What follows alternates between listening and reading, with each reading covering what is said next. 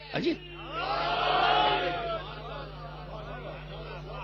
ربے اغفر لی بلے والے دیا لمن دخل بیتی مومنن، جو مومن بن کر میرے گھر میں داخل ہو اسے بھی بخش دے.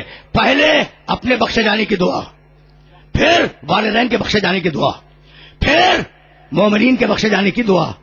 کوئی اور ہوتا تو الٹ کے کہتا پروردگارا سارے مومنین کو بخش دے، پھر میرے والدین کو بخش دے، پھر مجھے بخش دے. یعنی اپنے آپ کو بعد میں رکھتا، مومنین کو پہلے رکھتا، والدین کو ان کے بعد رکھتا. ہے نہیں یہ مسئلہ؟ بھائی یہی کیا ابراہیم نے.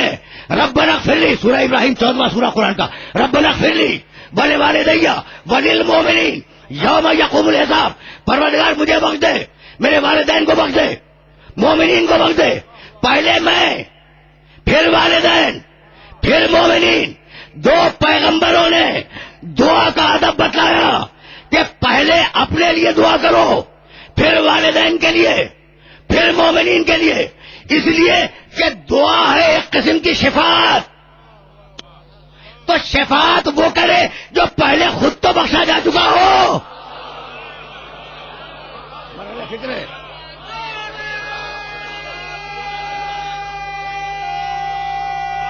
ہے تو یہی.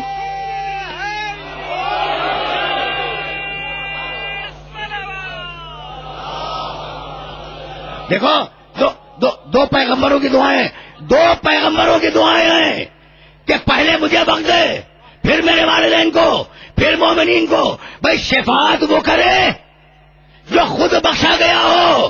بھائی یہی وجہ ہے کہ سوائے خاندان آل محمد کے شفاعت کا وعدہ کسی نے نہیں کیا.